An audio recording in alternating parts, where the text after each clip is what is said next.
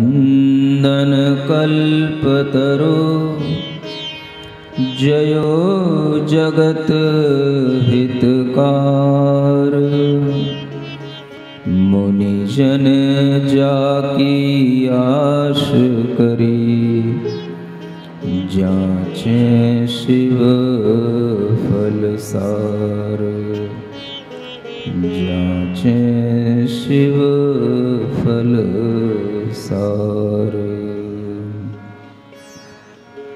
भगवान पार्श्वनाथ की यह कथा जब वह आनंद राजा से आनंद मुनि महाराज बन चुके हैं, अपने गुरु के पास में उन्होंने दीक्षा धारण की है और दीक्षा लेने के बाद में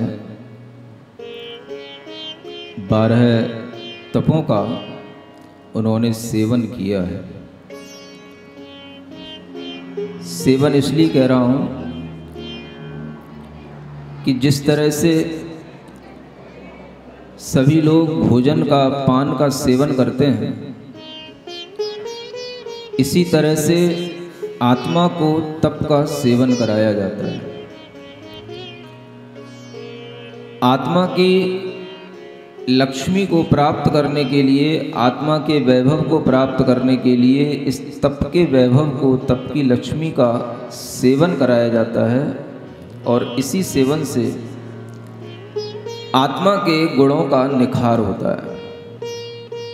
मंगलाचरण में आप लोग पढ़ रहे हैं, मोह महातम दलन दिन तप लक्ष्मी भरतार। तप रूपी लक्ष्मी के भरतार हैं, स्वामी हैं, और यह तप भी एक लक्ष्मी है, ये भी एक वैभव है। लक्ष्मी हर उस चीज को कहा जाता है जो हमारे लिए वैभव स्वरूप हो, समृद्धि स्वरूप हो, जिससे आत्मा की समृद्धि होती है, आत्मा के गुणों का निखार होता है, आत्मा के गुण शुद्ध होते हैं, वह तप रूपी लक्ष्मी कही जाती है।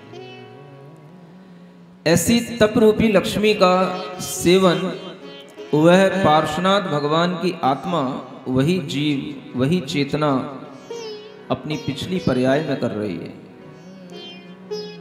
वह तप जिसके माध्यम से आत्मा के गुण निखरते हैं और दोषों का अभाव होता है। इन तपों का एक बार सेवन करने के बाद में फिर बार बार सेवन करने की जरूरत नहीं रह जाती। एक बार आत्मा से दोषों का अभाव हो जाने के बाद में आत्मा के अंदर जो शुद्धता आ जाती है, वो शुद्धता उसकी आगे भी काम आती रहती है। और इस तरह के तप, जो वो तप वास्तव में जब पार्श्वनाथ तीर्थंकर के रूप में होंगे, उस पर्याय में होंगे, वो तप तब नहीं कर पाएंगे वो तप जो अब कर रहे हैं, अभी कर रहे हैं। कुछ ऐसे भी तप होते हैं। कल आपने सुना था कि कुछ बाहरी तप हैं और कुछ भीतरी तप हैं। बाहरी तपों में आपने जितने भी तप सुने थे, देखे थे, उन सब में हमारा शरीर तपता है, शरीर में सहनशीलता आती है। और कल आपसे कहा भी था कि अपनी फिजिकल बॉडी को अगर आप सहनशील बनाना चाहते हैं तो आप तप करना शुरू करें, तपना शुरू करें। तप के बिना इस शरीर रूपी माटी की कोई भी उपयोगिता नहीं है। और तप के माध्यम से ही यह शरीर जब तपता है तो बड़े बड़े जो इस शरीर के अंदर रोग होते हैं, अशुद्धियां होती हैं, उनका भी निष्कासन होता है। और कल आपसे यह भी कहा था कि कैंसर जैसे बड़े बड़े रोग जो दुनिया में बड़े बड़े डॉक्टर या किसी भी तरीके की आज की कोई भी एलोपैथी पद्धति, जब कैंसर एक अपनी लास्ट स्टेज पर होता है तो उसकी कोई क्योर करने की कोई भी तरीके की मेडिसिन आज भी किसी एलोपैथी ने या किसी भी तरह की थेरेपी ने कोई भी शोध नहीं कर पाई, निकाल नहीं पाई, और उसके रिजल्ट आते हैं। ये बात अनेक जगह सिखाई जाती है, पढ़ाई जाती है, रिसर्च पेपर में आ रही है। अगर आपके दिमाग खुले हुए हों तो आप अपने मोबाइलों पर भी इस तरह की इंफॉर्मेशन देख सकते हैं। जो कैंसर के पेशेंट बिल्कुल लास्ट स्टेज में होते हैं, उन्हें डॉक्टरों ने कुछ इस तरीके का ट्रीटमेंट दिया कि वो ट्रीटमेंट बिल्कुल फास्ट ट्रीटमेंट ही कहलाता है। आपके उपवास के साथ जुड़ा हुआ ट्रीटमेंट होता है। और वह ट्रीटमेंट जो दिया जाता है उसमें शरीर को भूखा रखा जाता है, लेकिन दिमाग को भरा रखा जाता है। आज मुझे सुबह सुबह एक बायोटेक्नोलॉजी का पढ़ने वाला विद्यार्थी मिला और उसने मुझे बताया कि महाराज, जो बात आप कल हमें बता रहे थे वो बात मुझे भी पहले गाइड की गई थी और मुझे भी पहले बताई गई थी, और मेरे यहाँ पर भी केमिस्ट्री में, बायोटेक्नोलॉजी में इस तरीके की चर्चाएं चलती हैं और इस तरीके के रिसर्च हो रहे हैं। डॉक्टरों ने इस तरीके के रिसर्च किए हैं। एक व्यक्ति ने, जिसकी वाइफ का कैंसर बिल्कुल लास्ट स्टेज पर था, उसने इसी तरीके से क्योर किया है, ओनली ड्यू टू उपवास, फास्ट, केवल उपवास के कारण से। आज हम समझने की कोशिश करते हैं। जो मुझे आज उस बेटे ने सुबह सुबह बताया कि डॉक्टर कुछ और टेक्निक अपनाते हैं, तो मुझे भी वो टेक्निक अच्छी लगी और उसका भी प्रयोग करना या समझना जरूरी समझा मैंने। डॉक्टर क्या करते हैं कि आदमी के अंदर एक दिमाग जब तक उसका चलता है, जब तक उसका मस्तिष्क काम करता है, जब तक उसका ज्ञान या संवेदनाएं काम करती हैं, तब तक व्यक्ति बड़े बड़े ऐसे डिसीजन नहीं ले सकता कि मैं उपवास कर सकूं। एक तो रोगों की हालत, कैंसर जैसे रोग, कौन कहेगा कि भाई इसको कुछ खिलाया पिलाया ना जाए। आदमी को वैसे ही लग रहा है कि तो वैसे ही मरने वाला है और कहीं खिलाएंगे पिलाएंगे नहीं तो और जल्दी निपट जाएगा। आदमी हिम्मत नहीं कर सकता।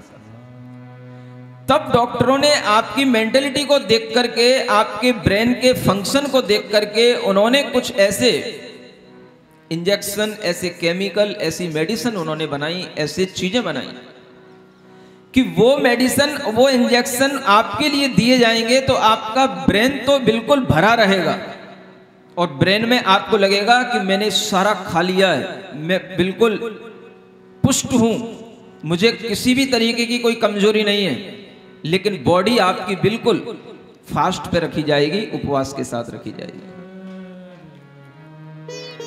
ये एक अच्छा साइंस है, इसे हम समझ सकते हैं। It's a combination of outer austerities and internal austerities, जिससे हम बाहरी तप और अंतरंग तप कहते हैं। एक उसका कॉम्बिनेशन है। बाहरी तप का मतलब है कि हमने केवल अपने शरीर को तपाया, और अंतरंग तप का मतलब है कि हमने शरीर को तपाते हुए भी अपने मन मस्तिष्क को इतना भर करके रखा, इतना अपने आनंद में रखा कि हमें पता ही नहीं पड़ा कि हमने बाहरी तप करके कितनी बड़ी कर्म की निर्जरा कर ली, हमें उससे कोई खेद खिन्नता नहीं हुई। ये अनुभव जब आता है तब आप ये महसूस करेंगे कि बाहरी तपों का जितना महत्व है उतना ही अंतरंग तपों का भी महत्व है। क्योंकि बाहरी तप में तो हमने केवल शरीर को तपाया। अगर आपका माइंड कंट्रोल में नहीं है, अगर आप बाहरी तप करते हुए अपना दिमाग केवल इसी बात पर लगाए हुए हैं कि मैं आज उपवासा हूँ, मैं आज उपासा हूँ, मुझे आज कुछ खाने को नहीं मिला, मुझे आज कुछ खाने को नहीं मिला, आज मैंने भोजन छोड़ दिया, आज मुझे प्यास लग रही है, आज मैं पानी नहीं पीऊंगा, तो समझना कि ये उपवास आपका उस कैटेगरी का नहीं हुआ जिस कैटेगरी में पहुंचने के बाद में आचार्य कहते हैं एक उपवास से भी इतने असंख्यात बुरे कर्मों की निर्जरा होती है जो आप जीवन भर किसी भी तरह की धर्म साधना से नहीं कर सकते, वो एक उपवास से कर सकते हैं। आखिर हम अपने दिमाग को ले कहां जाएं? दिमाग तो शरीर के साथ ही है और शरीर के साथ ही काम करेगा और शरीर के साथ ही जुड़ा रहेगा, और दिमाग को ये पता रहेगा 10 बजे का टाइम हो रहा है, सब लोग भोजन करेंगे, हमको भोजन नहीं करना। मैं कई बार कहता हूं कि जिन लोगों के उपवास हुआ करते हैं वो लोग उस दिन चौके में ना आया करें। उस दिन मुनि महाराज को भोजन कराने की भी चेष्टा ना किया करें, क्योंकि जब आपको भोजन नहीं करना, आप क्यों बेवजह अपने कर्मों की उदीर्णा कर रहे हैं, अपने भूख की उदीर्णा कर रहे हैं। आप जहां बैठेंगे, जहां देखेंगे, आपको वहां पर भोजन देखकर के भी भूख लग सकती है। आप उस स्थान से बचें, क्योंकि आपका दिमाग अभी इतना ज्यादा डीप अपने इनर सोल में उतरा नहीं है, उससे अभी कनेक्ट हुआ नहीं है, तो आपको सब कुछ दिख रहा है, लेकिन आप व्यर्थ का श्रम करेंगे। आपके लिए उस समय पर 9 कर्म के माध्यम से आपके क्षुधा की, असाता की उदीर्णा हो सकती है, आपके लिए वह चीज और भारी पड़ सकती है। इसलिए मैं कहता हूं कि जो उपवास के दिन में श्रावक लोग होते हैं, वो शांति से बैठा करें, अपने स्थान पर रहा करें, धर्म ध्यान किया करें। भोजन की चिंता ही क्यों करना, भोजन को देखना ही क्यों, भोजन से मतलब ही क्यों। जब 10 बजे का समय हो, 11 बजे का समय हो, सभी लोग भोजन करते हो, तो उस समय पर आप अपने भजन में लगे रहो। उस भोजन के समय पर आप अपने आप को भजन में लगा दो, और ऐसे भजन में लगा दो कि आपको पता ही ना पड़े कि कब 12 बज गई, कब 1 बज गई, हमारे भोजन का समय निकल गया, और हम उस समय पर अपने आप को, मन को अपने भजन में आनंदित किए थे, भगवान की भक्ति में आनंदित किए थे। इस तरीके का भाव अगर आप करेंगे तो आपके लिए वो उपवास कुछ सार्थक होगा। उपवास से होने वाली कर्म निर्जरा, उपवास से बढ़ने वाली आत्मा की विशुद्धि, उपवास से आने वाली आत्मा के अंदर की प्योरिटी, ये सब इस बात पर डिपेंड करती हैं कि आपका माइंड कहां पर झूल रहा है, कहां पर आपका माइंड इन्वॉल्व हो रहा है। केवल उपवास करना महत्वपूर्ण नहीं है। इसलिए जैन दर्शन में कहा गया है कि एक उपवास होता है, एक लंघन होता है। लंघन माने आपने केवल उस समय को लांग लिया, भोजन नहीं किया, आपने भूख का लांग लिया, भूख का उल्लंघन कर लिया, टाइम निकाल लिया, ये लंघन कहलाया। अगर आप उपवास कर रहे हैं तो आप अपने पास में होंगे। उपवास का मतलब है अपने पास होना, अपने निकट होना। और इस तरीके का उपवास जब व्यक्ति नहीं कर पाता है, तभी उसके लिए डॉक्टरों के माध्यम से ऐसे प्रयोग किए जाते हैं कि अगर कोई मान लो कैंसर का पेशेंट है, वो कैसे उपवास कर सकता है। जिसने अपने जीवन में कभी इस तरीके के उपवास किए हों, साधनाएं की हों, तो उसके लिए संभव है। लेकिन जिसने कभी ऐसा नहीं किया, तो डॉक्टरों ने एक अच्छा तरीका निकाला। मैं भी आज सुनकर के सरप्राइज हो गया कि ऐसे भी डॉक्टरों ने ये मेडिसिन ढूंढ रखी है कि आपके दिमाग को तो बिल्कुल फुलफिल महसूस होगा कि हाँ मेरा भरा हुआ है, मैंने आज खा लिया है, और पेट में, बॉडी में कुछ नहीं होगा। समझ आ रहे हैं? ये भी एक तरीके का उपवास कराने का एक तरीका है, जो वैज्ञानिक तरीका है।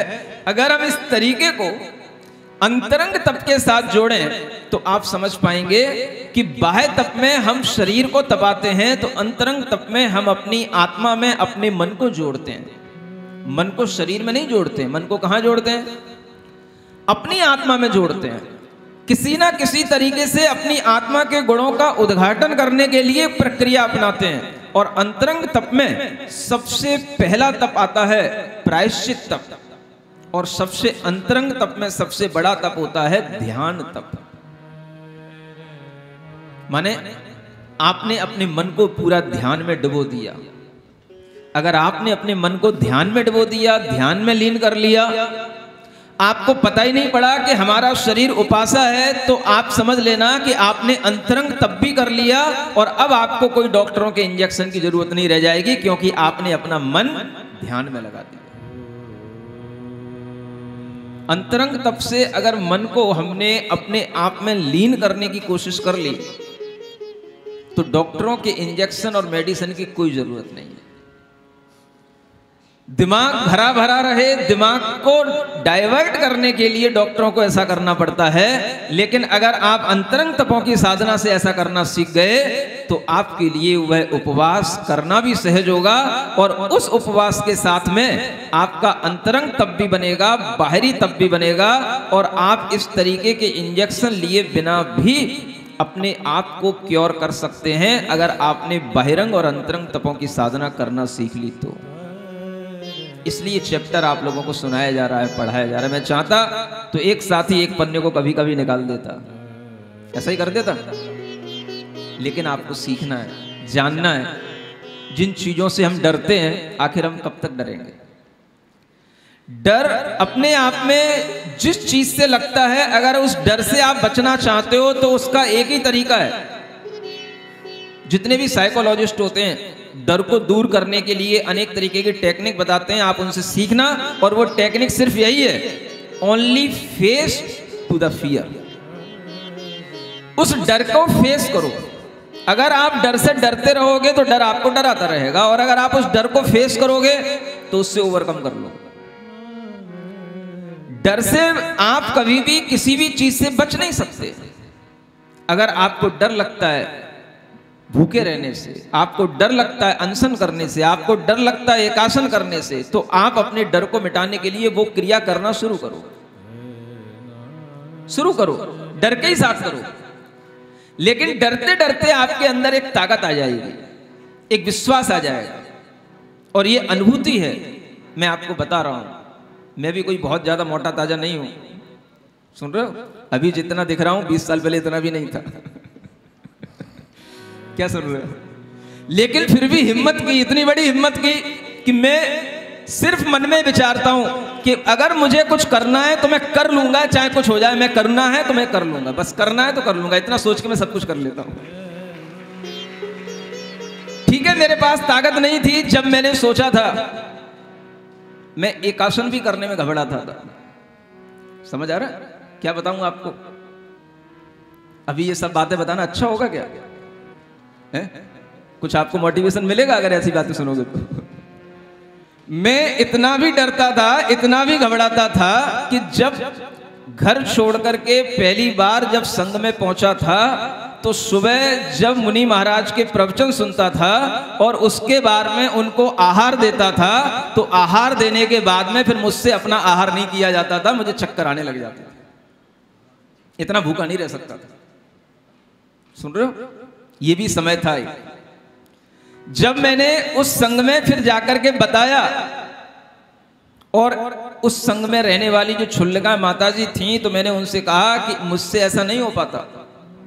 सुन रहे हो?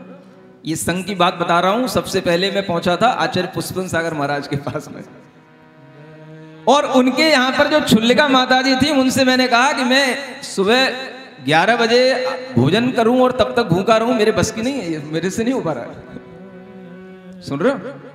तो माता जी कहती बेटा कोई बात नहीं। मैं नया ही नया पहुंचा था, उन्होंने संभाला। उन्होंने कहा बेटा कोई बात नहीं, एक काम किया कर, जब मंदिर से पूजन करने के बाद में फ्री हो जाता, उसके बाद मेरे कमरे पे आ जाएगा, मेरे पास आ जाएगा। कोई बात नहीं। पूजन करने के बाद में उनके पास पहुंच जाता था। छुल्लिका माता जी तो थी, थोड़ा अपने पास में रखती थी भी, कुछ सूखा मेवा, दूध, तो उन्होंने एक गिलास दूध पिला दिया, थोड़ा सा सूखा मेवा खिला दिया। बोले अब ठीक है? हाँ, बोले अब ठीक है। ये भी एक स्थिति होती है। और उसी स्थिति को लेते लेते लेते लेते जब मैं आचार्य गुरुदेव के पास में पहुंचा, तो उस समय पर भी पहली बार जब आचार्य महाराज के दर्शन किए तो अपने आप एक भीतर से शक्ति आई, भीतर से उनको देख करके ऐसा भाव आया, मैं भले ही ब्रह्मचारी हूं लेकिन अब मैं सिर्फ एक बार ही भोजन करूंगा, एकासन ही करूंगा, क्योंकि अब मुझे भी इन्हीं जैसा मुनि महाराज बनना है। अब किसी ने नहीं समझाया कि बेटा एक आसन करना है, अब अपने आप गुरु महाराज के दर्शन मात्र से भाव आ गया। जब पहली बार उनका दर्शन किया और अपने आप नियम ले लिया, उनको भी नहीं बताया, अपने आप ले लिया और एक आसन शुरू कर दिया। ब्रह्मचारी अवस्था से एक आसन चलने लग गया। अब इतना हो गया कि एक टाइम खा करके चल रहा है, लेकिन धीरे धीरे जब प्रतिमाएं बढ़ती हैं, प्रोषद आदि उपवास होते हैं, तो अनेक तरीके की इस तरीके के भी उपवास होते हैं कि आपको अष्टमी को, चतुर्दशी को कम से कम क्या करना है, एक आसन भी नहीं करना है। या तो उपवास करो या केवल दूध पानी से काम चलाओ। समझ आ रहा है? जब आचार्य महाराज के पास पहुंचा तो आचार्य महाराज ने पूछा कितनी प्रतिमाएं हैं? तो हमने कहा 7 प्रतिमाएं हैं। तो पूछने लगे पुरुषद उपवास करते हो? एक आसन कर लेता हूं। एक आसन से काम नहीं चलेगा, क्या करना? तो दूध पानी से केवल काम चलाना। सुन रहे हो? अब दम तो थी नहीं कुछ ज्यादा, दूध पानी कितना पियोगे, ज्यादा पियोगे तो परेशानी हो जाएगी। समझ आ रहा है?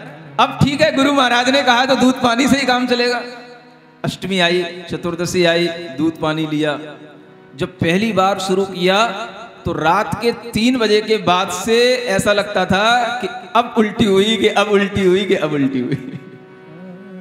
समझ आ रहा है? लेकिन वो सिर्फ एक अभ्यास है, और इस तरीके का अभ्यास करते करते जब वह जीव अभ्यस्त हो जाता है तो फिर इस तरीके की भी स्थिति पहुंच जाती है कि उपवास करने के बाद उपवास के दिन भी महसूस नहीं होता है कि मेरा आज उपवास है। ये भी स्थिति उसी जीव की बन जाती है जो जीव पहले इस तरीके से डरा करता है।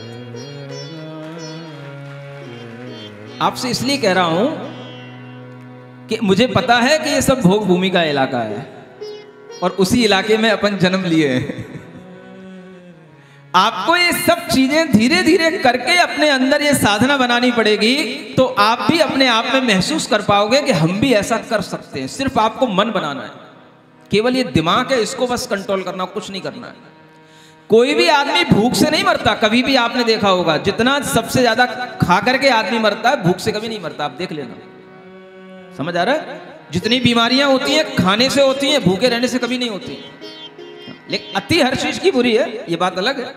लेकिन अगर आप बिल्कुल भी कुछ हिम्मत नहीं करते हैं तो आपको ये हिम्मत करना शुरू करना चाहिए, थोड़ा थोड़ा ये अभ्यास करना शुरू करना चाहिए। अगर आपके जीवन में किसी भी तरीके के रोग होते हैं तो उन रोगों का निष्कासन भी आचार्यों ने कहा है 15 दिन में। गृहस्थों को तो और ज्यादा ये सोचना चाहिए, मुनि महाराज के लिए इतना जरूरी नहीं क्योंकि वो तो एक ही बार भोजन करते हैं, लेकिन गृहस्थों को तो दिन में 3 बार खाते हो, सब तरीके का खाते हो, सब कुछ खाते हो। समझ आ रहा है? एक दिन तो खाली रखो मशीन को। आपकी कोई भी फैक्ट्री होती है, कोई भी आपकी गाड़ी होती है, उसकी भी आखिर आप महीने में 2 महीने में सर्विस कराने ले जाते हो, उसको क्यों नहीं ले जाते? समझ आ रहा है? लेकिन ये फैक्ट्री में ये चलने वाली मशीन, ना ये फैक्ट्री का प्रोडक्शन कभी बंद होता है, ना ये मशीन कभी बंद होती है। कभी ना कभी इसकी भी सर्विसिंग किया करो, और इसकी सर्विसिंग करने का तरीका यही है जो यहां बताया जा रहा है। लेकिन उसमें अपना दिमाग इस तरीके से नहीं जोड़ना चाहिए कि हम उसी में अपना ख्याल रखें कि आज मैंने भोजन नहीं किया, आज मैंने ये नहीं किया, आज मुझे बिल्कुल ढीला लग रहा है, आज ऐसा हो रहा है। आप अपने मन को लगाओ, कहीं ना कहीं डाइवर्ट कर दो। और अब तो आपके पास में एक बहुत अच्छा तरीका है, आप आंख बंद करके बैठ जाओ और ओम अरम नमः, ओम अरम नमः, ओम अरम नमः करते रहो। आप देखो कि ओम अरम नमः की शक्ति आपके अंदर से काम करने लग जाएगी, आपकी भूख की वेदना को दूर कर देगी। कोशिश तो करो, कुछ तो ट्राई करो। ये जीवन में अपने को इसी मनुष्य जीवन में ही करने को मिलेगा, बाद में कुछ नहीं मिलेगा। देवता कुछ नहीं कर सकते, नारकी कुछ नहीं कर सकते, पशु भी कुछ नहीं कर सकते। कौन कर सकता? तो ये साधना, ये तप कौन कर सकता? मनुष्य कर सकता। इसलिए मनुष्य को अपनी शक्ति के अनुसार करना चाहिए। अगर आप कोई रोगी हैं, इस तरीके के रोगी हैं कि डॉक्टरों ने मना किया है, तो वो बात अलग है, उसमें भी आप अपनी शक्ति के अनुसार करें। लेकिन अगर आप स्वस्थ हैं तो लंबे समय तक स्वस्थ रहने के लिए आप इस प्रक्रिया को अपनाएं। डायबिटीज की स्थिति तभी बनती है जब हमने अपने लीवर पर इतना जोर डाल दिया हो कि लीवर भी काम करना बंद कर दिया हो। तो वह लीवर की कमी के कारण से ही जो हमारे अंदर शुगर किसी ना किसी तरीके से ग्लूकोज आज के रूप में बनती है, उसको हम डाइजेस्ट नहीं कर पाते, तो वह डायबिटीज का रूप ले लेती है। आप अगर उपवास करेंगे, जो आपके अंदर एक्स्ट्रा चीजें बन रही हैं वो डाइजेस्ट होंगी। अंगों को भीतर, इंटरनल ऑर्गन्स को ताकत मिलती है, लेकिन ताकत लगा के ही कहीं पर हम ताकत लगा पहुंचा सकते हैं। और वो ताकत आपको कैसे लगानी पड़ेगी? तो इसी तरीके के तप आदि करने से लगानी पड़ेगी। अब उन तपों में हम अपने माइंड को कहां जोड़ें? तो आचार्य कहते हैं अंतरंग तपों में जोड़ो। अगर आप अंतरंग तपों में जोड़ लोगे तो उस दिमाग के लिए फिर आपको जरूरत नहीं पड़ेगी कि आपके लिए कभी ऐसे इंजेक्शन लगाने पड़े कि आपका दिमाग तो भरा भरा महसूस करे और पेट खाली रहे। समझ आ रहा है? ये किसको नहीं करना पड़ेगा? जिसके लिए अंतरंग तप करने का अभ्यास होगा। तो आज हम सीखते हैं कि ये अंतरंग तप भी 6 प्रकार के होते हैं और इन 6 प्रकार के तपों का यहाँ पर लाइनों में वर्णन किया गया है। मंगल भवन अमंगल हारी, पारसनाथ जगत हितकारी, सुख संपत सब ही घर आवे, वारस कथा भविक जन गावे, जो प्रमाद वश लागे दोष, सोधे ताहि छोड़ी छोरोस, आचारज वाणी अनुसार, यही प्रथम वांछित तपसार। Page number 30।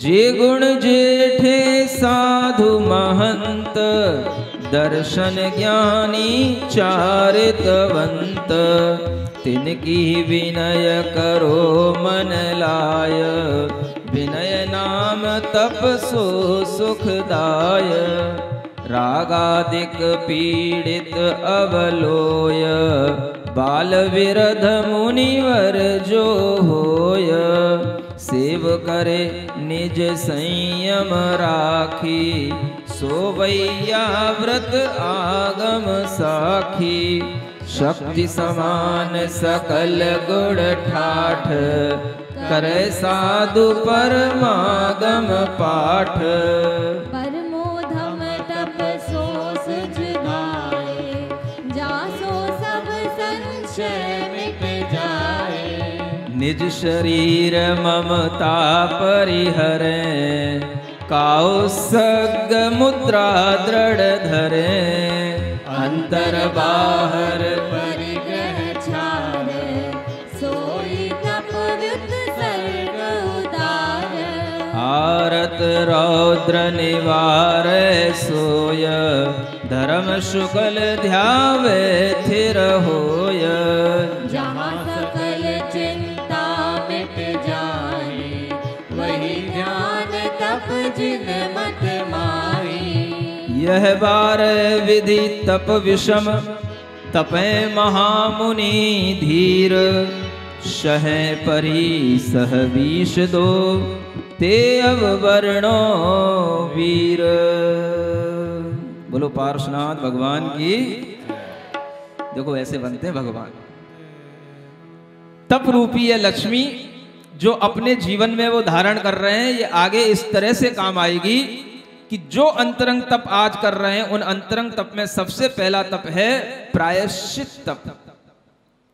प्रमाद के कारण से, अज्ञान के कारण से अगर अपने अंदर कोई भी मन वचन काय से दोष लग जाते हैं तो उन दोषों को स्वयं में भी मिथ्या कह करके, उनकी आलोचना करके उन दोषों को दूर करना, और अगर वो दोष बड़े हों, भारी दोष हों, दूसरों को देखने में आए हों, दूसरों ने उनको गलत समझा हो, तो फिर उन दूसरों के सामने भी प्रायश्चित लेना, गुरु को बताना, और जिनके समक्ष वह पाप हुआ है उन्हीं के समक्ष अपनी गलती को स्वीकार करना, ये सबसे पहला अंतरंग तप है। आप अपने मन को मरोड़ना चाहोगे, मन को अगर आप अपने कंट्रोल में लेना चाहोगे तो सबसे पहले आपको प्रायश्चित सीखना पड़ेगा। प्रायश्चित भीतर से पश्चाताप करना सीखो। हुई गलतियों पर अपने भीतर से एक ऐसा दुख अपने ही अंतरात्मा में अभिव्यक्त करना सीखो कि ये जो मुझसे पाप हो रहा है, ये पाप हुआ है, इस पाप को हे भगवान मैं अब छोड़ना चाहता हूं। मुझसे जो पाप हुआ है, यह पाप का मैं प्रायश्चित लेना चाहता हूं। मैं ऐसा पाप अब नहीं करूंगा। इस पाप के भार से मेरी आत्मा नरक और त्रियंच गति में ना चली जाए, इसलिए मैं इस पाप का प्रायश्चित आज ही करके मैं अपने आप को शुद्ध करना चाहता हूं। ये पहला तप है। अब किसको तपाना है? मन को तपाना है, मन को। और मन को तपाने का काम कायर नहीं कर सकते, धीर वीर पुरुष ही कर सकते हैं। जिनके अंदर धैर्य होगा, जिनके अंदर मन में शक्ति होगी, वो ही करेंगे। जिसे ये दिख रहा होगा कि भाई दुनिया में कोई कुछ भी सोचे, कोई कुछ भी समझे, अगर हमने अपना किया हुआ पाप भी किसी को बता भी दिया तो उससे क्या फर्क पड़ता है? अगर हमारा पाप का प्रायश्चित उससे होता है, हमारी आत्मा धुल जाती है, तो हमारा मार्ग शुद्ध होगा। दूसरा दुनिया में कुछ भी सोचे, उससे क्या लेना देना। ऐसा जिसके पास में ज्ञान होता है, ऐसा जिसके अंदर धैर्य होता है, वही व्यक्ति प्रायश्चित तप को अंगीकार कर पाता है। सबको लगता है पाप तो कर लूं लेकिन कोई जान ना पाए, लेकिन पाप करने के बाद में वह अपने पाप का प्रायश्चित करे, खुद करे, गुरु से करे, तो वह प्रायश्चित नाम का अंतरंग तप कहलाता है। और यहीं से शुरुआत होती है मन को मरोड़ने की, मन को अपने आप में तपाने की, मन को अपनी आत्मा की शुद्धि के लिए तैयार करने की। पहला तप है। यहीं पे हार जाते हैं लोग। झूठ बोलना अपने स्वभाव में होता है, चोरी करना अपने स्वभाव में होता है, कुशील के भाव करना अपने स्वभाव में होता है, दूसरों के घर परिग्रह वैभव स्त्रियां देख करके ललचाना, ये सब अपने स्वभाव में होता है।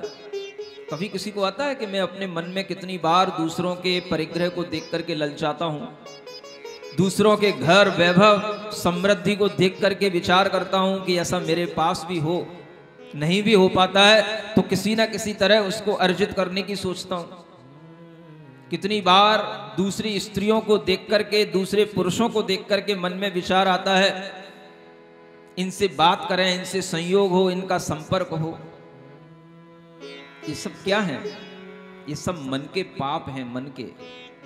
और इन मन के पापों का भी शोधन करने के लिए एक ही विचार दिया गया है।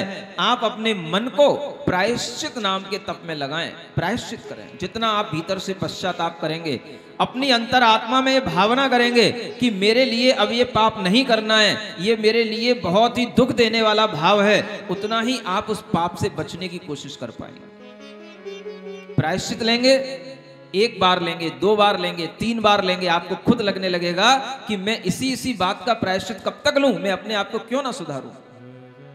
यहां से अंतरंग सुधार शुरू होता है, जिसका नाम है प्रायश्चित, आलोचना, प्रतिक्रमण। ये सब इसी के भेद हैं। आलोचना करो, अपना आत्मनिरीक्षण करो, अपनी आत्मा की निंदा करो, अपने आप में भीतर से दुखी होकर के अपनी आत्मा में ग्लानि पैदा करो कि मैंने ऐसा क्यों किया। कितने ही पाप होते हैं जिन्हें हम दबा ढका करके बैठते हैं, और सब पाप करने के बावजूद भी हम बिल्कुल शुद्ध होकर के सामने बैठते हैं। सुन रहे हो? ऐसा नहीं समझना कि जितने भी सामने बैठे हैं सब पाप करके बैठे हैं, लेकिन फिर भी बैठते हैं। किसी को कुछ पता नहीं होता, लेकिन अपनी अंतरात्मा को तो पता होता है। हम उन पापों का जब तक विचार करके उनका शोधन नहीं करेंगे, तब तक हमारी आत्म शुद्धि की प्रक्रिया शुरू नहीं हो सकती। तो अपने मन को लगाना, और जिसका मन आत्म शुद्धि की प्रक्रिया में लग जाएगा तो फिर वह शरीर के तप से डरेगा नहीं। शरीर नहीं तो पाप किया था, अब हम इस शरीर को ही सजा दें, अब हम इस शरीर को ही दंड दें, और किसको दंड देना है?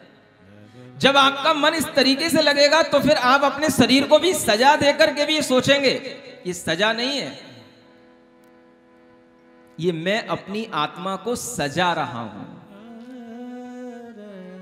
क्या सुन रहे हो? सजा नहीं है, ये मैं अपनी आत्मा को सजा रहा हूं। और इससे ज्यादा सजावट क्या होगी? और इन्हीं भावों के साथ में मैंने एक बार दो लाइनें कुछ अपने ही भीतर से उत्पन्न हुई, वो ऐसी बनी, एक शेर बन गया। शेर और शायरी भी जानते हो ना? सुन रहे हो? अब बीच में कथा में ये चीज अच्छी लगेंगी क्या? दो लाइनें अच्छी लग सकती हैं आपको। मेरे मन का भाव, आखिर यही तो वो भाव हैं जो हमारे भीतर आते हैं और हमें ज्ञान देते हैं, अनुभूति देते हैं कि हम जिस शरीर को अगर सजा देना चाहते हैं तो हम तो सजा देते देते इतने सज गए कि लोग हमें कहने लग गए कि महाराज आप तो मोक्ष मार्ग के दूल्हा हो, और आपके लिए तो शिव वधू इंतजार कर रही है, और रोजाना लोग उत्सव करते हैं, गाने गाते हैं, ऐसा लगता है कि जैसे रोजाना ही विवाह हो रहा है मेरा। ऐसा दूल्हा बन गया हूं। तो मैंने अपने आप को सजा दी है कि मैंने अपने आप को सजा लिया है? बताओ, दोनों ही काम किए। जिंदगी और तुझे कितनी सजा दें आखिर, जिंदगी और तुझे कितनी सजा दें आखिर, तुझको जिन रूप दे के हम यूं सजा बैठे हैं, तुझको जिन रूप दे के हम यूं सजा बैठे हैं। क्या समझ में आ रहा है? जिन रूप देकर के भी एक तो सजा भी दी है जिंदगी को, और एक जिंदगी को सजा देते देते हमने जिंदगी को सजा भी लिया है, डेकोरेट भी कर लिया है। अच्छा लग रहा है कि नहीं लग रहा है?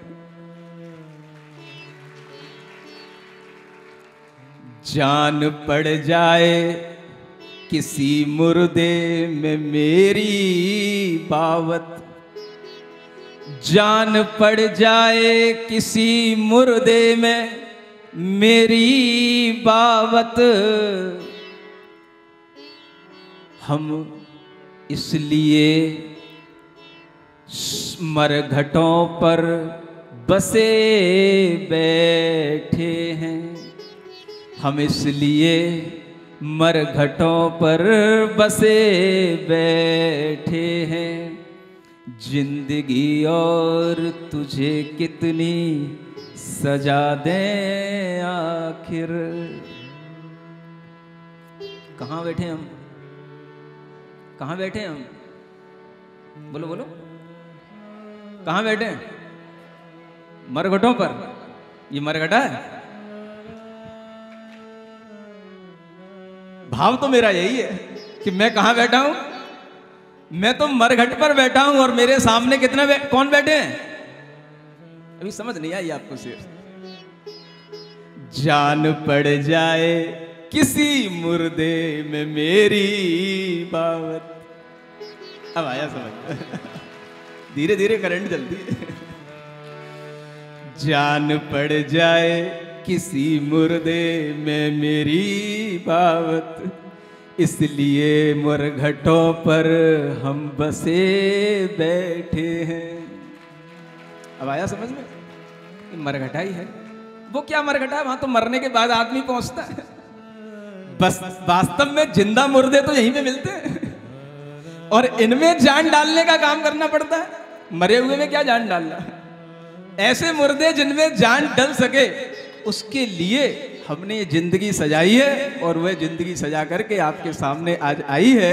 ऐसी ये जिंदगी भी कहीं ना कहीं हमें सजानी पड़ती है, सजानी पड़ती। इसी तरीके से जैसे यहां सजाई जा रही है, पारसनाथ भगवान सजा रहे हैं। आज अगर वो प्रायश्चित करते हैं, आज अगर वो विनय कर रहे हैं, आप देखोगे कि वो आज ही कर रहे हैं, अगले जन्म में उन्हें कुछ नहीं करना। जब उनका वह तीर्थंकर के रूप में जन्म होगा, तब ना वो कोई प्रायश्चित करेंगे, ना कोई विनय करेंगे किसी की। फिर आप कहोगे महाराज ये कितने कैसे आदमी है, कैसे व्यक्ति हैं, किसी की विनय नहीं करते। यहां तक कि वो अगर घर में हैं, बालक के रूप में हैं, मुनि महाराज भी उनके सामने आ जाएंगे तो हाथ नहीं जोड़ेंगे। वो सुन रहे हो? कई बच्चों को अगर पता पड़ जाए तो बच्चे प्रश्न करने लग जाएंगे। बड़ों को भी समझ में नहीं आएगा तो वो भी प्रश्न करेंगे कि भगवान अभी भगवान बने नहीं है, और उससे पहले ही कुछ नहीं करना। आगे की बात आगे बताता, लेकिन मैं पहले ही बता दे रहा हूं इस प्रसंग में कि वही पारसनाथ जो आज प्रायश्चित करेंगे, आज विनय करेंगे, वही जब वास्तव में तीर्थंकर बनेंगे तो ना तो जिनेंद्र भगवान की मूर्ति को नमस्कार करेंगे, ना किसी मुनि महाराज को नमस्कार करेंगे। वो केवल और केवल सिद्ध आत्माओं को नमस्कार करेंगे, इसके अलावा किसी की विनय नहीं करेंगे। लेकिन इसका मतलब यह नहीं कि उनके अंदर विनय नहीं, विनय को तो वो अभी भर ले रहे हैं। उस तप से, विनय से, प्रायश्चित से वो अभी अपने आप को इतना सजा रहे हैं कि बाद में उन्हें जिसकी विनय करना है उसी का उनको ध्यान रहेगा, और किसी की वह विनय इसलिए नहीं करेंगे क्योंकि उन्हें उससे बड़ी चीज चाहिए, और वो चीज उनके सामने आएगी। इसलिए कोई भी आत्मा जो तीर्थंकर बनती है वह तीर्थंकर की पर्याय में इतनी विनय नहीं करती जितनी उससे पहले वह कर चुकी होती है, और उसी विनय के कारण से छायक सम्यक दर्शन होता है। इन्हीं तपों के कारण से छायक सम्यक्त की प्राप्ति होती है। जो आत्मा के अंदर मोहनी कर्म होते हैं उनका क्षय हो जाता है, और ये क्षय होने के बाद वह विनय ऐसी बन जाती है कि वो हमेशा अंतरंग विनय उनकी बनी ही रहती है।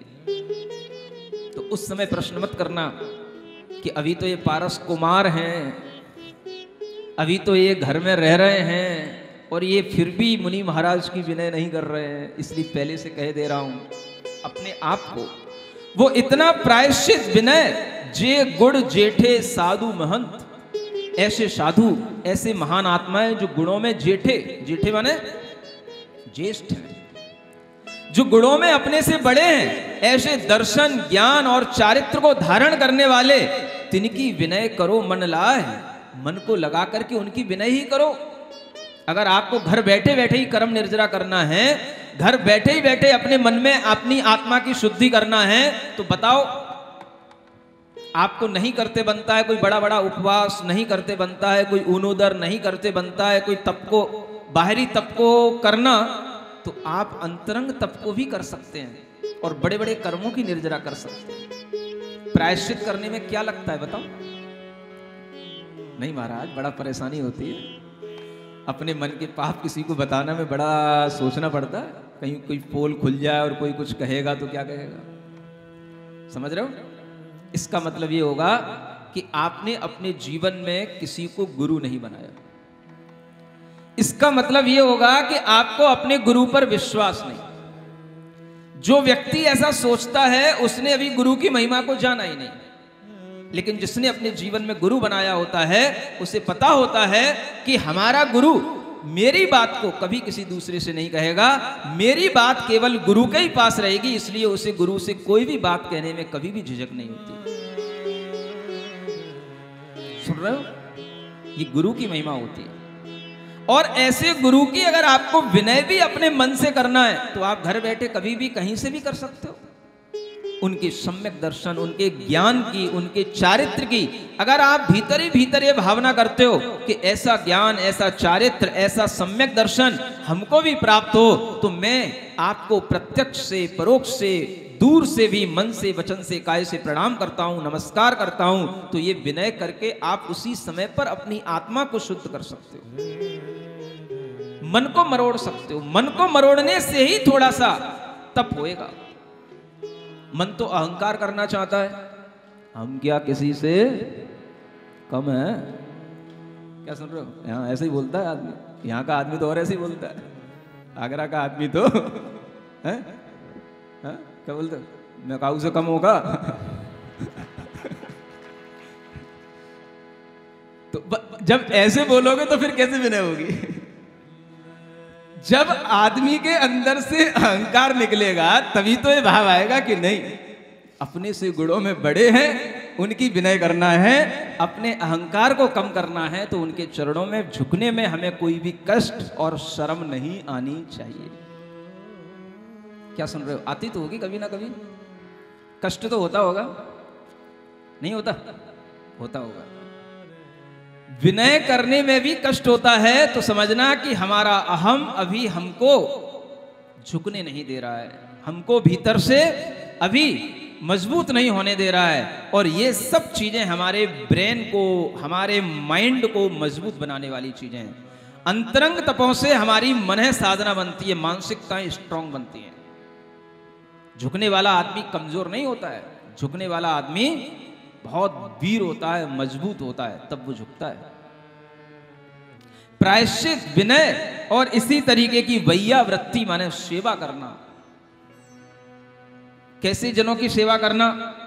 कोई रोग आदि से पीड़ित हैं, कोई व्याधियां हो गई हैं, तरह तरह से शरीर जीर्ण शीर्ण हो गया है, शरीर में किसी भी तरीके का कोई भी देख करके कुछ भी प्रसन्नता नहीं आती है, शरीर को देख करके गिलानी आ रही है, तो भी उनसे दूर नहीं भागना, उनकी ये सोच करके सेवा करना कि देखो इनका शरीर ही जीर्ण शीर्ण है, लेकिन इनकी आत्मा तो बहुत चोखी है, और इनकी आत्मा में सम्यक दर्शन ज्ञान चारित्र का जो परिणाम है, इसी कारण से ये हमारे लिए पूज्य हैं, हमें इनकी सेवा करके ही अपने अंदर कुछ फल मिलेगा।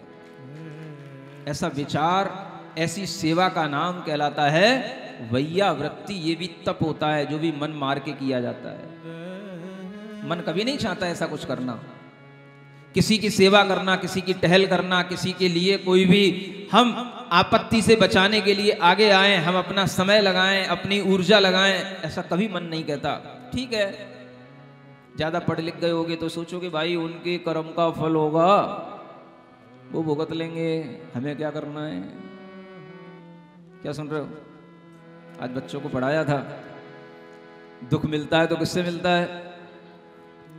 असाता वेदनी कर्म के उदय से दुख मिलता है। सुन रहे हो? तो ये मतलब नहीं है कि उनको असाता वेदनी के उदय से दुख मिल रहा है तो उनका दुख वही भोगे।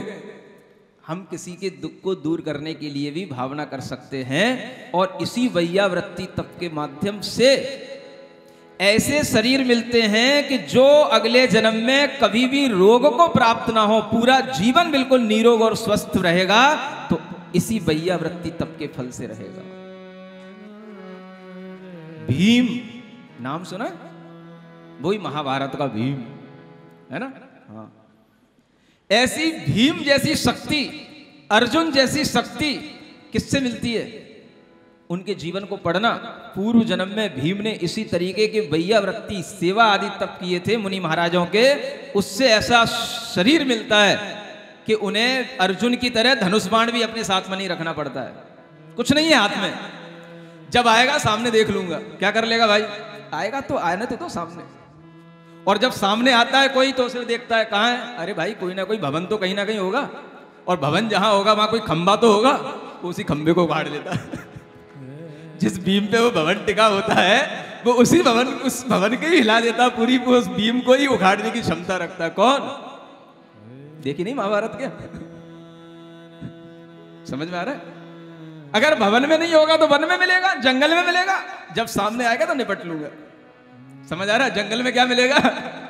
कुछ तो मिलेगा, पेड़ होंगे, कुछ होगा, झाड़ी झंकार होंगे, वही उखाड़ करके धम धम करेगा। ऐसी ताकत कहां से आती है?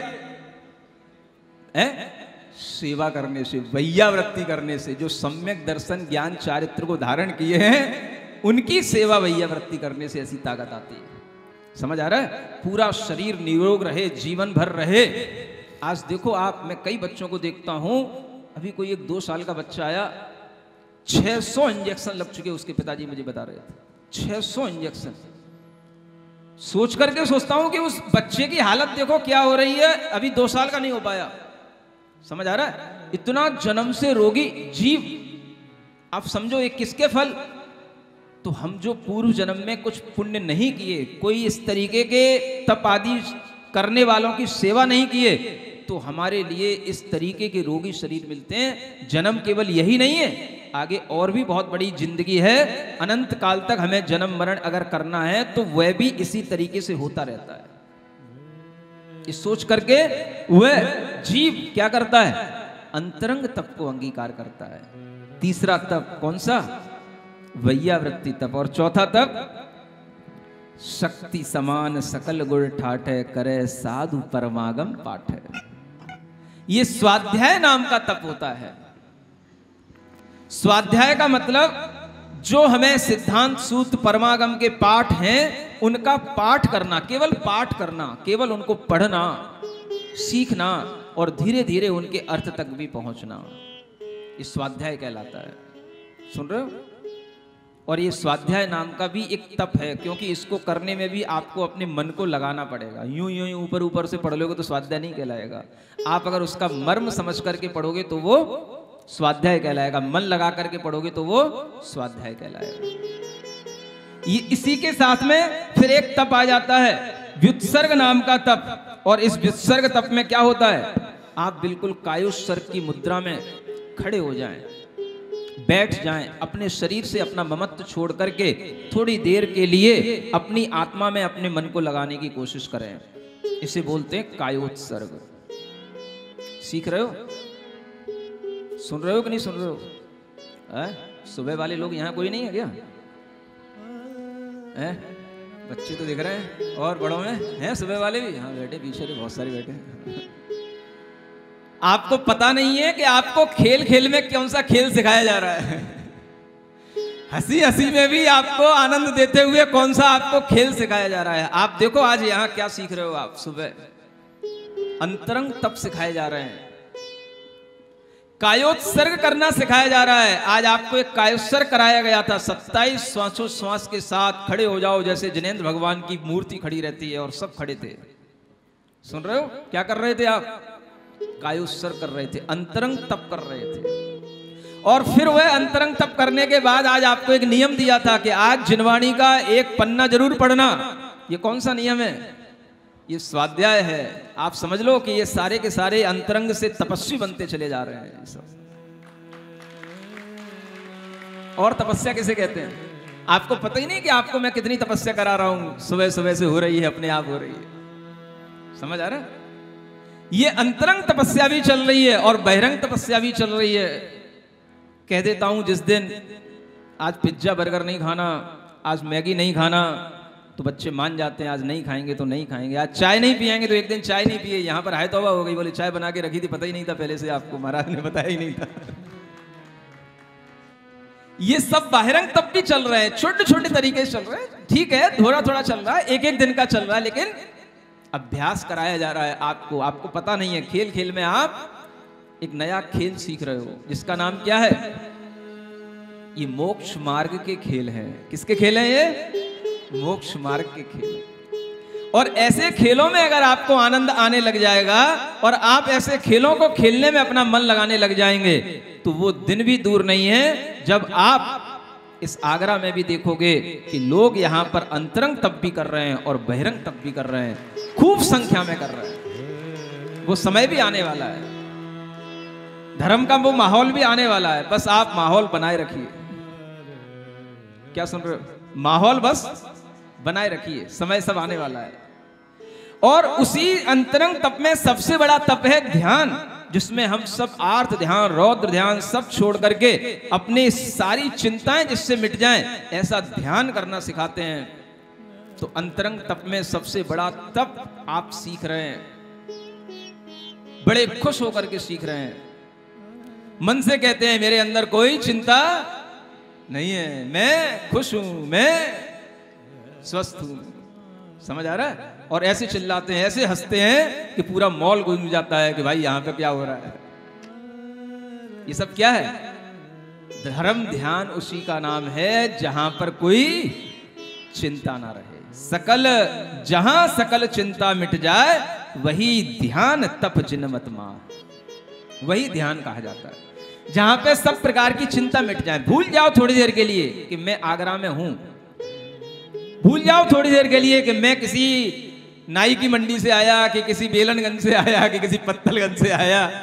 समझ आ रहा है? भूल जाओ थोड़ी देर के लिए। ये भूलने का नाम ही है चिंताओं को मिटा जाने का नाम। ऐसा अगर थोड़ी देर के लिए भी आप भूलने की कोशिश करते हैं तो ये आपका ध्यान चल रहा है। सुन रहे हो? लेकिन ये है उन्हीं लोगों के लिए जो अभी बढ़ रहे हैं। Only for youth. समझ में आ रहा है? जो उनमें भी परसेंटेज उसी की ज्यादा रखना जो अभी विदाउट मैरिज है। क्या समझ में आ रहा है? मैरिज वालों को ज्यादा मत बुलाना अभी, क्योंकि उनके दिमाग कुछ अलग तरीके के हो जाते हैं, उनका ध्यान नहीं लगता है, उनका दिमाग कुछ अलग तरीके से चलता है। कोरी स्लेट पर अच्छा लिखा जा सकता है, भरी स्लेट पर क्या लिखा जाएगा? वो तो अपनी लिखी हुई स्लेट सामने आ जाती है। इसलिए मैं कहता हूं कि बच्चों को सामने लाओ। बच्चों को सुधारना चाहते हो तो आप बच्चों को सामने भेजो और ऐसी जगह पर भेजो। चलो कोई बात नहीं, आपके बच्चे मंदिर नहीं आते, मॉल में तो आते, मॉल में भेजो। कितना अच्छा लोकेशन मैंने ढूंढी है। पार्क में जाते हैं, पार्क में भेजो। बताओ और कहां ले जाना है बच्चों को? ठीक है, मंदिर नहीं आते, अरे मंदिर वो आएंगे क्या? बच्चे अगर इस तरीके से करना सीख जाएंगे, इस तरीके से अरहम ध्यान योग करना सीख जाएंगे, वो एक दिन खुद मंदिर बन जाएंगे और खुद उनके लिए इस तरीके का भाव आएगा कि जब मैं ही भगवान बन सकता हूं तो फिर मुझे इधर उधर भटकने की जरूरत क्या है। ये सब होता है। अभी तो आपने केवल 12 तप सुने हैं। कितने? इसके आगे और भी कोर्स है, सुन रहे हो? ये तो अभी बीए हुई है, अभी पीजी का कोर्स बाकी है। सभी डिग्रियां लेना चाहोगे कि बस महाराज इतना ही ग्रेजुएशन बहुत है? पोस्ट ग्रेजुएशन करना चाहोगे कि नहीं चाहोगे? इससे भी बड़ा कोर्स एक और सामने आने वाला है। ये 12 की संख्या में है तो वो 22 की संख्या में है। कितनी? 22, जिसे बोलते 22 परिशः। क्या बोलते हैं? परिशः। परिशः का मतलब होता है सहन करना। तब तो अंगीकार इसलिए किया जाता है कि इससे हमारे अंदर एक सहन करने की शक्ति आ जाए, और फिर परिशः अपने मन से खुद ओढ़े जाते हैं, खुद अपने सामने कष्ट बुलाए जाते हैं और फिर उनमें सीना तान के खड़ा हुआ जाता है। देखते हैं क्या होता है। समझ आ रहा है? इसको बोलते परिशः को जीतना। परिशः को सहन करके परिशः जय की जाती है। और ऐसी परिशः 1 2 नहीं होती हैं। कितनी होती हैं? 22। बड़े बड़े कष्ट, भारी कष्ट खुशी से अपने ऊपर लेते हैं और उनको सहन करके, उनको जीत करके हमेशा से उन विकारों से मुक्त होने की कोशिश करते हैं। ऐसे 22 परिशः भी आपके सामने आ रहे हैं। आप कहो तो मैं 10 मिनट में ही पूरा पढ़ दूं, और आप कहो तो बहुत अच्छे ढंग से आपको समझा करके, आपको आनंद दिला करके भी पढ़ाऊं। आप बता दो आपका मन क्या है, क्योंकि अब परसों 15 तारीख आने वाली है, मैं कुछ नहीं जानता। बोलो भाई, पीछे वाले, आगे वाले पंचों की मैं नहीं सुन रहा। ये पंच भी कुछ स्वार्थी हो सकते, मैं इनकी बात नहीं मान रहा, मैं पब्लिक की बात सुनना चाहता हूं। भला पीछे वालों क्या चाह रहे हो? चलने दे पारस कथा, जब तक चले तब तक चलने दे, जब तक ये पारस पुराण पूर्ण ना हो तब तक चलने दे। कोई जल्दी नहीं, किसी को कहीं सम्य शिखर नहीं जाना। सारा सम्य शिखर यहीं पर रहा है, सब सिद्ध क्षेत्र यहीं पर है, मुनि महाराज यहीं पर है, पूरा मेरे लिए सिद्ध लोक यहीं पर है।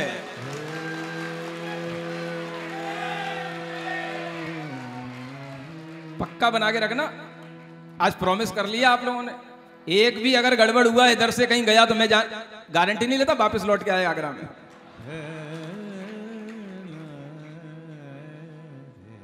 सुन रहे हो? कहीं नहीं जाना, सभी कुछ यहीं पर है। आपको अपना मन बना करके रखना है। अगर मन बना करके रखोगे तो हर चीज बहुत अच्छे ढंग से समझाऊंगा, नहीं तो मैं तो अभी 2-4 पन्ने पढ़ दूंगा, अभी 10 मिनट में पूरी हो जाएगी 22 करीब। समझ आ रहा है? आनंद लो, जीवन का आनंद लेना सीखो। भाग दौड़ में कभी आनंद नहीं आता। भाग दौड़ के तो हमने अपनी खूब जिंदगी निकाली है। अब हम जिंदगी में थोड़ी सी स्थिरता चाहेंगे तो थोड़ा सा धर्म ध्यान थिर होकर के ही होता है। क्या लिखा है? धर्म शुक्ल ध्यावे थिर होए। थिर माने अगर आप धर्म ध्यान करोगे तो स्थिर होना पड़ेगा आपको, है ना? आप सोचो कि मुनि महाराज 4 महीने के लिए स्थिर हो जाते हैं। क्या करने के लिए? अपना धर्म ध्यान करने के लिए तो है ही, लेकिन तुमको भी धर्म ध्यान कराने के लिए स्थिर हो जाते हैं। ये तुम्हारे लिए सौभाग्य की बात होती है। और जब मुनि महाराज स्थिर हैं और तुम भागते फिरो इधर उधर, फिर मुझे लगेगा कि भाई ये आगरे के लोग धोखेबाज हैं। एक बार तो आ गया, अब दोबारा नहीं आऊंगा। समझ में आ रहा है? तो ऐसा नहीं होना चाहिए। तो स्थिरता रखो, स्थिरता रखो। क्या स्थिरता रखो? कि मैं धर्म ध्यान स्थिर होकर के करूंगा, कर रहा हूं। देखिए आगे 22 परिशः के पहले नाम पढ़ते हैं और फिर उन 22 परिशः के ऊपर बहुत अच्छे अच्छे छंद लिखे हुए पंडित जी ने, उनको पढ़ करके इनका अर्थ समझेंगे धीरे धीरे। क्षुधा तृषा हिम उष्ण दंस मशक दुख भारी, निरावरण तन अरति खेद उपजावन हारी, चरिया आसन शयन दुष्ट वायक बद बंधन, याचे नहीं अलाभ रोग तृण फरस निबंधन, मल जनित मान सनमान वश प्रजा और अज्ञान कर, दर्शन मलिन 22 सब साधु परीस है जान नर। सूत्र पाठ अनुसार ये कहे परीश है नाम, इनके दुख जे मुनिश हैं तिन प्रति सदा प्रणाम। ओम अरहम नमः, ओम अरहम नमः, ओम अरहम नमः, ओम अरहम नमः, ओम अरहम नमः, ओम अरहम नमः, ओम अरहम नमः, ओम अरहम नमः। यहाँ कहा जा रहा है सूत्र पाठ अनुसार ये कहे परिचय नाम। सूत्र पाठ का मतलब है तत्वार्थ सूत्र। कौन सा सूत्र? जिसके बारे में कल आपको बताया था। तत्वार्थ सूत्र में 22 परिचय लिखे गए हैं, है ना। किनको बताया था? सब बच्चों को बताया था। कल एक छोटी सी घटना भी बताई थी कि उस तत्वार्थ सूत्र को पढ़ कर के ही, सीख कर के ही ऐसा संस्कार पड़ा कि वह तत्वार्थ सूत्र आचार्य गुरु महाराज के समक्ष बिना देखे भी पढ़ने का कॉन्फिडेंस आया। यह भी संस्कार बच्चे को घर से ही मिलता है। ये घटना आप लोगों को नहीं सुनाई, बच्चों को सुनाई। बच्चों वाली बातें थी, बच्चों को सुनाई। सुन रहे हो? उन बच्चों से सुन लेना कि ऐसी कौन सी बात सुनाई महाराज ने। कभी मौका लगेगा तो सुनाने की कोशिश करूंगा। तो उन परिचयों को जो मुनि सहन करते हैं उनको मेरा प्रणाम है। और इस तरीके से परिचयों का वर्णन आगे आने वाला है। आप थोड़ा सा परिचय और बना करके रखें कि जब यहाँ पर जिनवाणी भक्ति होती है तब तक आप 5 मिनट और लगते हैं, उस तक और भी आप थोड़ा सा रुकने की कोशिश किया करें। एकदम से आप भागते हैं, ऐसा लगता है जैसे थिएटर हॉल से एकदम से पिक्चर छूटी हो। समझ आ रहा है? और आदमी ऐसे निकलता है बाहर, बिल्कुल जैसे थिएटर हॉल से बाहर निकल रहा हो। तो थोड़ा सा आप अपनी अंदर एक और थोड़ी सी सभ्यता बनाने की कोशिश करें कि आपने जो ज्ञान लिया है वो ज्ञान हमारे अंदर आएगा। अंतिम जिनवाणी तक आप रोकने की कोशिश करें। सभा में अच्छा लगेगा 5 मिनट के लिए। आज मैं जल्दी भी छोड़ रहा हूं, तो आप इस तरीके की बात को सुन करके जाएं। बोलो महावीर भगवान की।